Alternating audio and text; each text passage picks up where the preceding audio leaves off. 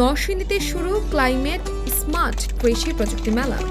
নরসিংদীতে শুরু হয়েছে 3 দিন ব্যাপী ক্লাইমেট স্মার্ট কৃষি প্রযুক্তি মেলা।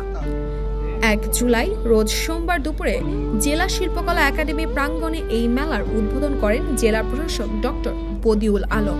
এ সময় উপস্থিত ছিলেন জেলা কৃষি সম্প্রসারণ অধিদপ্তরের উপপরিচালক আজিজুর রহমান, সদর উপজেলা নির্বাহী কর্মকর্তা আসমা সুলতানা নাসরিন, বিভিন্ন এলাকার কৃষিবৃন্দ প্রমুখ।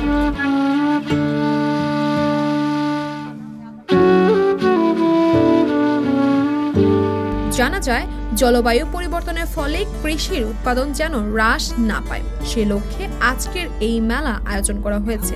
মেলায় বিভিন্ন স্টলের মাধ্যমে আধুনিক উপায়ে চাষাবাদের পরিদর্শনী করা হয়েছে। এতে করে কৃষক উপকৃত হওয়ার পাশাপাশি কৃষি উৎপাদন বৃদ্ধি পাবে। Climate smart agriculture and water management প্রকল্পের আওতায় স্মার্ট যন্ত্রপাতি প্রদর্শন বুথ, বীজ উৎপাদন সংরক্ষণ বুথ, মাটি স্বাস্থ্য সুরক্ষা বুথ, আধুনিক পানির ব্যবস্থা বুথ, কৃষি উদ্যোক্তা বুথ সহ 12টি বুথের মাধ্যমে সাজানো হয় এই 3 দিন ব্যাপী মেলা।